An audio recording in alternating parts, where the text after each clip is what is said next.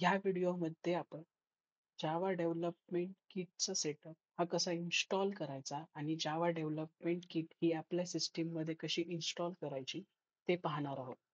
तर सगळ्यात पहिल्यांदा वेब ब्राउझरवरती आपल्याला ओरॅकल जावा असा सर्च द्यायचा आहे. हा सर्च दिल्यानंतर आपण आपल्यासमोर जावा सॉफ्टवेअरची ओरॅकलच्या वेबसाईटची लिंक पाहू शकतो. ह्या लिंकवरती क्लिक केल्यानंतर आपण ओरॅकलच्या ऑफिशियल जावाच्या पेजवरती जाऊया. ह्या पेजवरती गेल्यानंतर काळजीपूर्वक आपल्याला या ठिकाणी जिथे माझा माऊस पॉइंटर आहे त्या ठिकाणी काळजीपूर्वक आपल्याला country as a India select करायची आहे.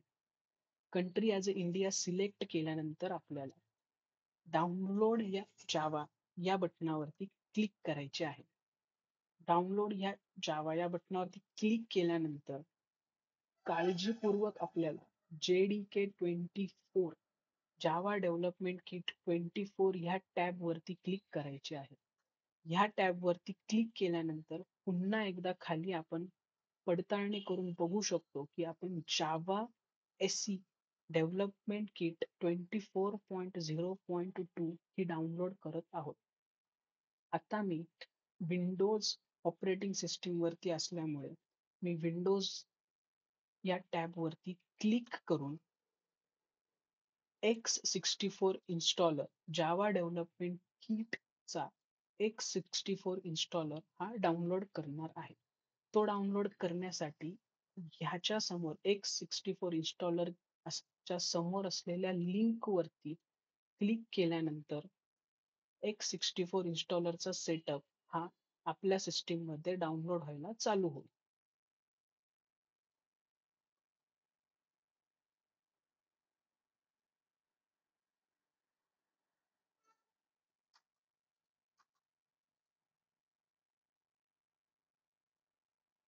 ही सेटअप फाईल पूर्णपणे डाउनलोड झाल्यानंतर आपल्याला डाउनलोड फोल्डर मधून डबल क्लिक करून हा सेटअप जावा डेव्हलपमेंट किटचा हा सेटअप ओपन करायचा आहे.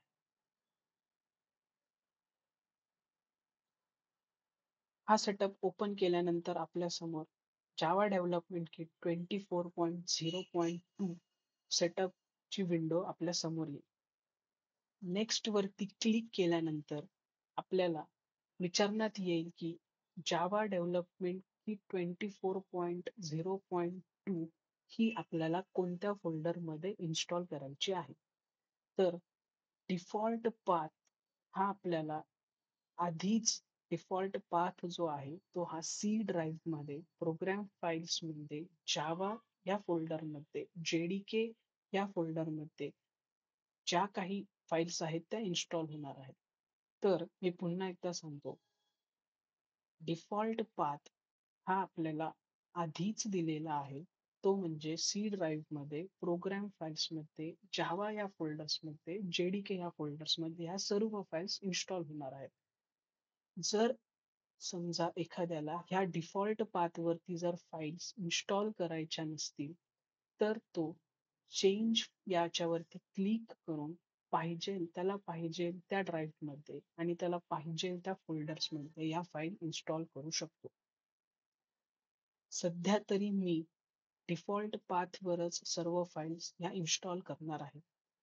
हा जो कोणत्याही पाथ वरती तुम्ही या सर्व फाइल्स इन्स्टॉल करता त्या पाथची कृपया नोंद ठेवा, कारण ती आपल्याला पुढे लागू शकते.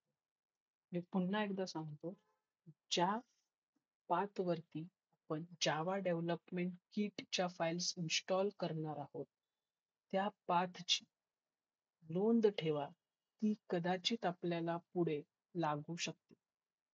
आता नेक्स्ट वरती क्लिक केल्यानंतर जावा डेव्हलपमेंट किट ही आपल्या सिस्टीम मध्ये इन्स्टॉल व्हायला चालू होईल. आता जावा डेव्हलपमेंट किट पूर्णपणे इन्स्टॉल झाल्यानंतर आपल्याला successfully install Java development kit 24.0.2 successfully installed हा मेसेज आपल्याला समोर दिसेल. हा मेसेज समोर दिसल्यानंतर आपल्याला क्लोज ह्या बटनावरती क्लिक करायचे आहे.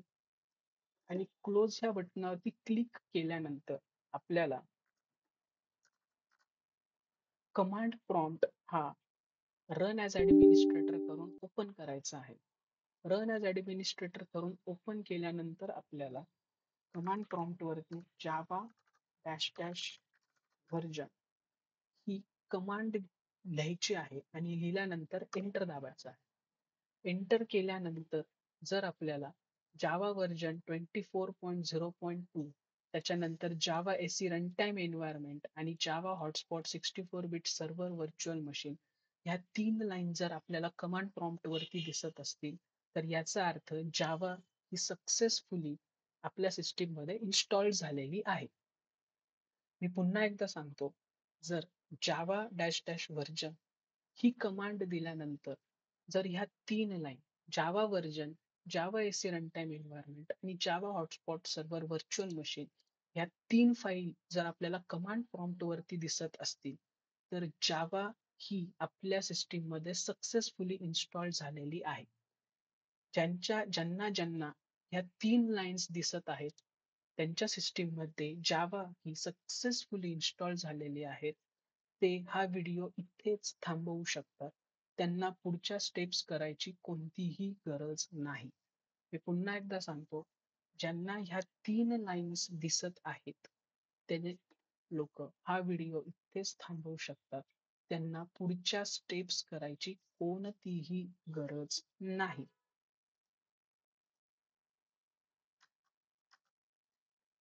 ज्या लोकांना command prompt run as administrator केल्यानंतर आणि जावा डॅश डॅश व्हर्जन ही कमांड टाईप केल्यानंतर ज्यांना ज्यांना Java is not recognised as an internal or external command operable program or batch file ही लाईन जर दिसत असेल तर याचा अर्थ हा आहे की जावा इन्स्टॉल केल्यानंतर जावाचा जो एन्व्हायरमेंट पाथ आहे हा सिस्टीम मध्ये आपण किंवा सिस्टीम मध्ये जावाचा जो रनटाइम एन्व्हायरमेंटचा जो पाथ आहे तो सिस्टीम मध्ये त्याची नोंद झालेली नाही. तर सगळ्यात पहिल्यांदा आपल्याला त्याची नोंद आपल्याला तो पाथ जो आहे तो सिस्टीम मध्ये आपल्याला रजिस्टर करावा लागेल. तो पाथ आपल्याला सिस्टीम मध्ये रजिस्टर करण्यासाठी आपण ज्या डिफॉल्ट लोकेशनला जावा इन्स्टॉल केली होती त्या डिफॉल्ट लोकेशनला आपल्याला जायचं आहे. आता मी मगाशी सांगितल्याप्रमाणे मी सी ड्राईव्ह मध्ये प्रोग्राम फाइल्स मध्ये जावा फोल्डर मध्ये JDK24 ह्या फोल्डर मध्ये जावा डेव्हलपमेंट किटच्या सर्व फाइल्स या इन्स्टॉल केलेल्या आहेत. तर ह्या फोल्डर वरती डबल क्लिक केल्यानंतर आपल्याला बिन ह्या फोल्डर वरती परत डबल क्लिक करून त्याला ओपन करायचा आहे. हा बिन फोल्डर ओपन केल्यानंतर ह्या फोल्डरचा पाथ आपल्याला वरून हा पाथ जो आहे तो कॉपी करायचा आहे.